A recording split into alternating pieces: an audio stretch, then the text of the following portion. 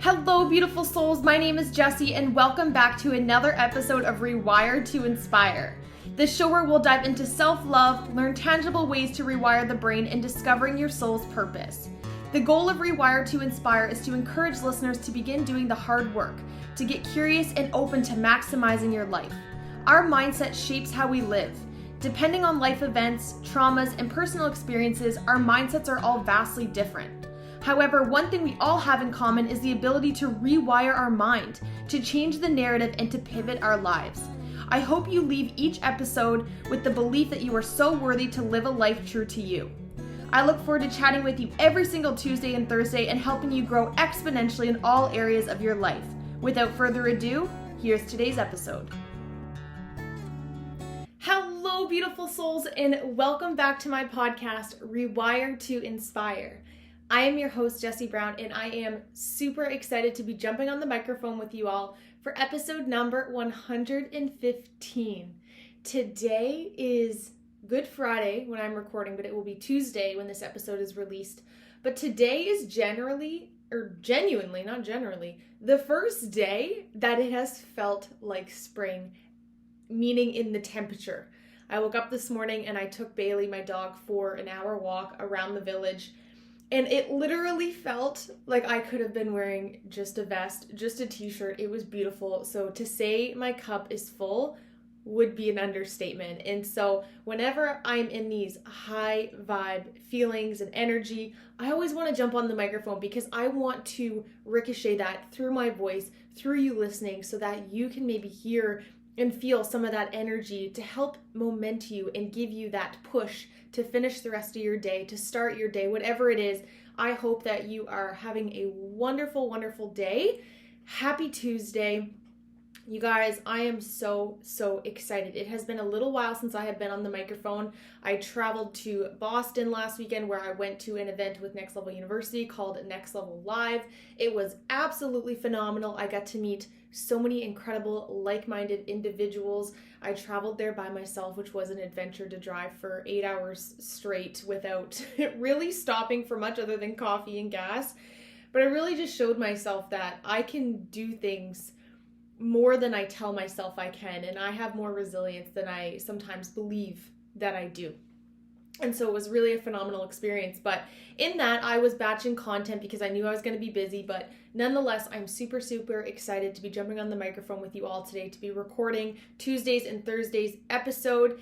If you haven't checked out last Thursday's episode, number 114, Reasons You Might Be Tired All the Time, I cannot recommend listening to that episode enough. I think it is a very permission-giving, high-level awareness, trauma-informed perspective of why you might be feeling tired all the time. And I know that that's something I think a lot of us can resonate with and can really feel that feeling. So if you haven't checked out that episode, I definitely encourage you to. But without further ado, let's talk about this week's episode. In this week, today's episode, I want to share with you guys how your past might be messing with your present and your future. So, what do I mean by this? I wanted to start off by sharing a story. And I kind of was sitting here deciding the direction in which I wanted to take today's episode. And I thought the story that I want to share makes me feel very uncomfortable to share. But I know that through that and through sharing that with you guys, I might be able to help one person. And so I am uncomfortable sharing this with you all, but my goal as always is to be truthful and to be honest and to speak from my experiences on this podcast, because that is what you guys all come here for, is authenticity and real life stories of not this glamorized stuff that we see on social media. And so I wanted to share with you guys that I have pretty much been in a relationship with someone since like grade 5, and I know that might, that's puppy love, that's just middle school love, whatever, crushes, but I've always just felt like I need to be in a relationship. I need to be with someone. And I have recently gotten out of a relationship, a almost 2-year relationship with someone that I do care about very, very deeply. We unfortunately just grew apart and things were just not in alignment anymore. However, the point of this is that reflecting back, on the fact that I've always been in a relationship, but more so me sitting here reflecting on why have they not been successful?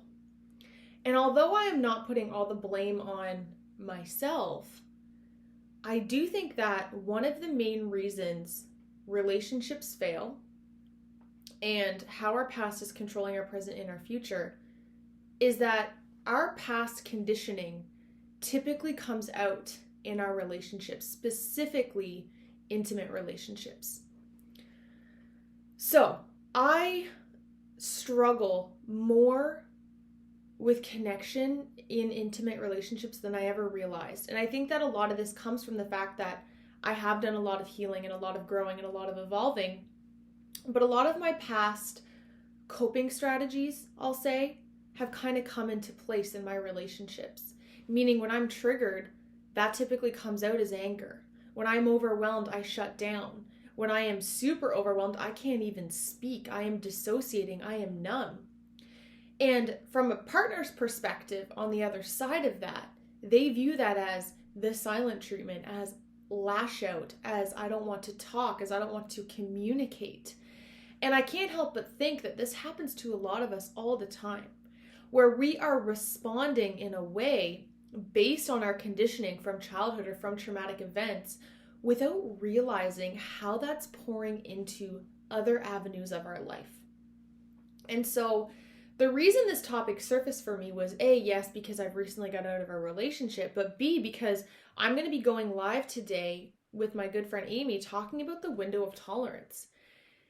And I was sitting here like, I spend a lot of time not in my window of tolerance. And if you're wondering what I'm talking about, I have lots of episodes on it, but very surface level, our window of tolerance is basically our resilience to stress. When we get overwhelmed, do we pop out of our window? Meaning we go into hyperarousal or hypoarousal. Basically being overwhelmed to the point where we're angry, we're lashing out, we're disconnected, or going in the opposite, which is hypoarousal, which is that numb feeling, dissociative, that freeze response. And I was kind of sitting here like, wow, the amount of my last relationship that I spent in a hypoarousal is like kind of alarming. And I think the reason for that is because in doing further reflection, I'm like, okay, I moved back from Alberta, my first time living completely on my own, the first time my body has been able to really sit with all of its past experiences, almost seeming simultaneously all at once. It felt like my whole past just caught up to me once I moved here. And I got into a relationship pretty soon after moving back to my hometown. And from his perspective, he might feel like, what am I doing wrong? Why can I never do anything right? What is going on? When in reality, it's just my past that is creeping up in my present of stuff that I haven't tended to. And then in response to that, the ways that I would act would trigger his past in him. And because we both had opposite attachment styles, oh my Lord, it was a recipe for disaster. When he needed closeness, I needed to draw back. When I needed boundaries, he needed to become closer. And so we really just repelled each other. But the thing is it wasn't our present self repelling each other. It was our past selves. And I know that this is why time and time again, we would get into arguments, we would feel misunderstood, things would be taken to the 10th degree because we just weren't able to communicate how we were truly feeling because I don't think we actually realized. And so my goal of today is for you to kind of contemplate for yourself, how much is your past experiences, your traumas, your breakups, your childhood, all of your experiences that have shaped you to who you are, but specifically the ones that have shook you up, how might they be taking a toll and taking a seat at the table, for lack of better analogies, in your life now? Are they showing up in ways that you don't even realize? Do they hijack you in times that you don't even realize? For example, let's say your partner says something or does something that really, really bothers you, but in the moment you're like, I don't really know why this is pissing me off so much, but it's super triggering to me. It's likely because something about that situation reminds you of something in the past.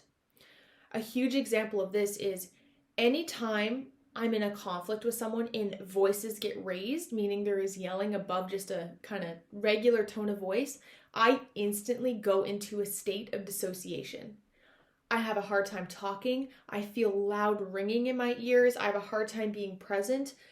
And I think this was because a lot of my childhood, I heard my parents arguing. And this is not to, share any backstories about my parents, because we all have our stuff and we all have our things. But from my perspective, from a little girl, that yelling and arguing caused me in a way to go into a shell, into a hole, so I wouldn't have to hear it. I wouldn't have to be around it. I didn't want to be present for it. And so my body pulled the ripcord in a way so I wouldn't have to be present. But now there's 24-year-old Jessie who gets in situations with her partner and I'm not able to communicate effectively. Not because present me doesn't want to, but because past Jessie's being like, hey, we've seen this before, we've experienced this before, we need to protect you, so we're doing this thing to protect you. Where in your life is that happening? Where in your life is your inner child taking over to protect you, but it's actually coming out in a way that's not helpful anymore? Because the difference is that those experiences and what we've done in the past have gotten us to where we are now. And that's like my main message. It's gotten you to here. But how is that being disruptive in your present life? We see this all the time in the workplace where people get super overwhelmed, super triggered. It's like, that's not you currently right now that's upset and triggered. That's your inner child that's mad at you for doing X, Y, and Z. Okay? And so I want you guys to take a snapshot look at your life, specifically around communication. Because I think depending on how we grew up, pertaining to communicating, especially our emotions, it's really going to give us a lot of evidence as to how we're able to express our feelings and emotions and what we're dealing with in our intimate relationships. If we've never had the opportunity to do that, or that was shown to us in toxic ways, it's likely that you have a weird relationship with it. And yes, the amazing thing, again, why have my podcast? Rewiring the brain. We have the ability to change this. Even me now talking about this, I know that down the road, I know exactly what it's like to not know where to turn, to feel alone, helpless, and stuck. My goal as a coach is to help clients from a trauma-informed perspective see your worth and develop self-belief so you may chase your dreams and trust your intuition to live the most aligned, fulfilling life possible. If you're looking to elevate your life to the next level, but aren't sure where to start, I would absolutely love to connect. If you're feeling pulled or curious, please use the link in the show notes below to book your free call.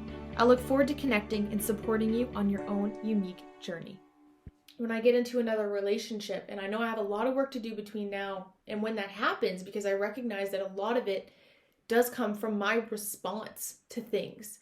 And so we have to acknowledge it for ourselves, because there's been times where my partners have said, you're overreacting.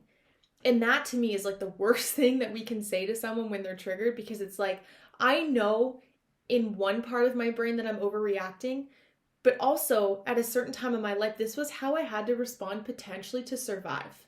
Not to that degree, but for some of us, that is what it felt like to our body. If I don't act like this, I might not make it out.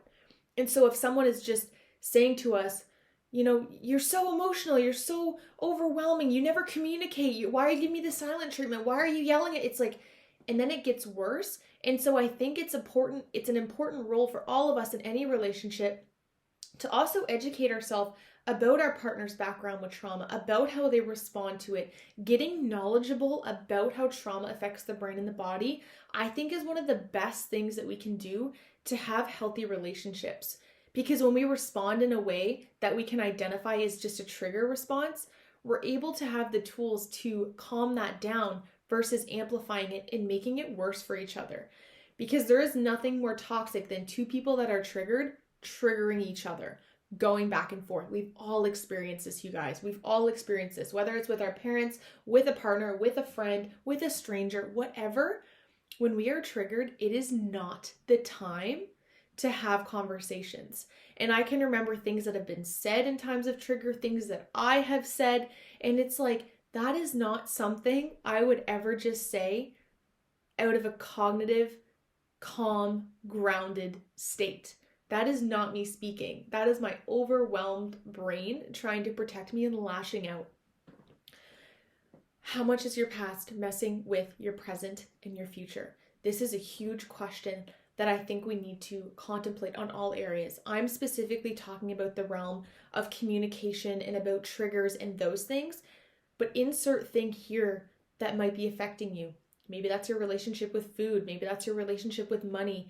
Maybe that's your relationship with friendships. Whatever it is about your past that kind of shaped who you are, it's likely in some way, shape, or form, it's kind of showing up in your present. If you've been shown your whole life that men are toxic or women are toxic, you might still hold a belief to this day that that is true. If you believe that money equals power, which equals negative, you might avoid any type of thing that could do with money. If you always were shown that food was a negative thing or was a safety thing, whatever it is, you might still hold that association now. So it's super important that we recognize that it doesn't matter if you are 15 years old, 20 years old, 30 years old, 50 years old, 70 years old, whenever it is that you are listening to this, whatever age you are at, it is not too late to recognize these things and to do the work to change them. It is never too late to bring awareness to our past. And it will typically force you in a way to bring awareness to it when we're at a place in time that we are ready for it and that our body feels safe, which is kind of the interesting thing.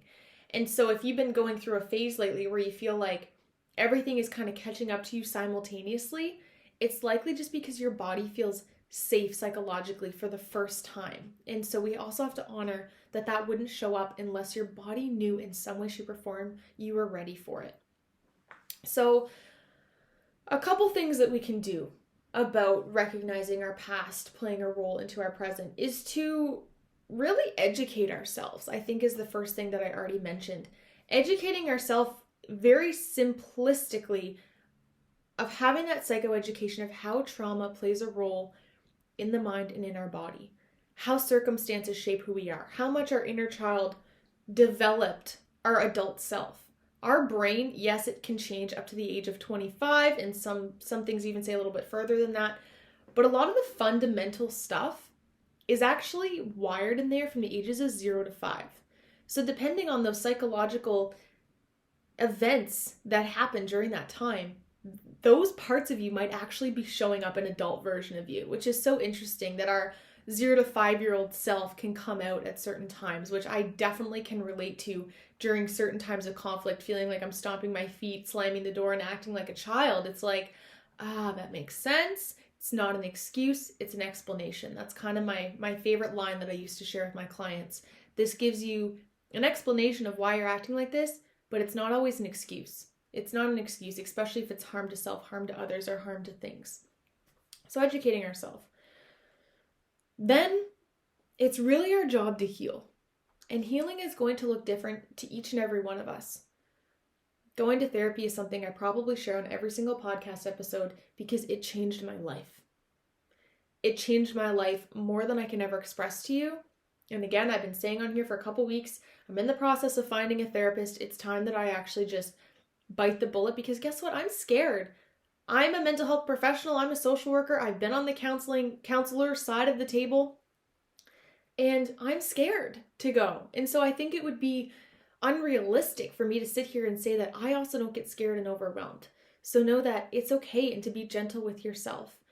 It takes time to heal. It takes the right person to support us in getting there. But when we're surrounding ourselves with people that kind of encourage that journey for us, it makes it a little bit easier. So I definitely encourage you, if you've never done your ACEs score, if you've never looked at your inner child experiences before, there is no better time than the present to kind of open that door and build that relationship with our inner childs again, of just letting them know that they still exist within us. We love them, we're proud of them, and we're so sorry for any hurt that they might have endeavored, but that really does shape who we are. Learning to communicate. This one is kind of going to come simultaneously with the healing, but it's also kind of goes in tangent with noticing what's happening and noticing our triggers.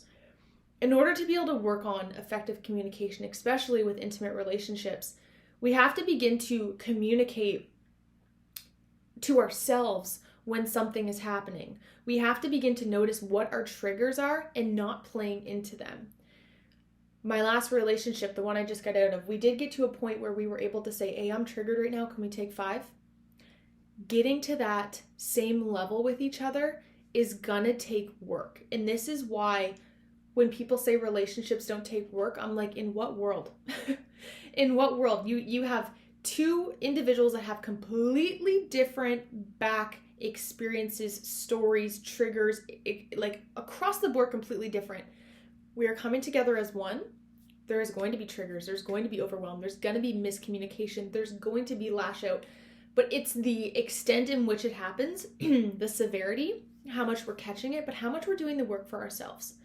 I think a lot of us depend on our intimate relationships to kind of fix us, to tend to us, to heal us, to give us all those things that we need.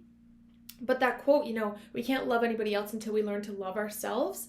I think it's that we can't love anybody else until we learn how we operate and what our triggers are.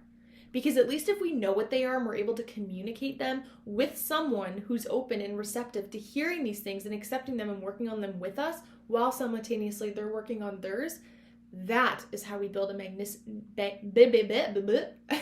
magnificent relationship with self and with others. So, you guys, this is a huge, huge topic. I really just wanted to come in here and prime your mind, kind of get in there, get you to contemplate for yourself of how much your past might be playing a role, but also if we bring awareness to it, we can shift it. Because maybe you're sitting there going, I've never really realized how much, middle school me is kind of showing up, and okay, that college version of me might still be showing up here. And we have to really ask ourselves if that's something that we want, if we have a healthy relationship with that, or if we want to pivot and do the work to shift it. Only you can decide that. Only you can do the work on that. And so I, again, really just wanted to raise your awareness, raise your consciousness on how much your past might be playing a role in your present and in your future self. And look at the cycles. Look at the repetitive cycles. Because this is something that I did. I'm like, okay, there's a theme here, and the theme is that I'm not able to calm myself down or express what I'm needing in those moments. And so that's why this cycle perpetuated. So what are those cycles in your life? If you're looking to connect, if you're looking for support with this, if you're like, Jessie, I don't know where to start, I don't know what to do to dive into this, there's a link below. Book a free 30-minute call with me. I would love to jump on with you and just see how I can support you, how I can coach you, how I can mentor you through this. That is my new role, my new hat that I'm wearing, and I absolutely love doing it. I'm working with 3 folks right now, and it has been absolutely amazing. So if that interests you, link is in below. I truly, truly hope you guys enjoyed today's episode. I look forward to chatting with you all on Thursday. All the love, you guys. Chat with you all soon. Bye, you guys. Thank you all so much for tuning into today's episode of Rewire to Inspire. I absolutely love connecting with you all, so make sure you're following me on Instagram. I am at Jessie Brown 13. If you enjoyed today's episode, please feel free to leave a review or share with someone you think would enjoy. I look forward to chatting with you all next episode. And remember, get out of your head and into your heart.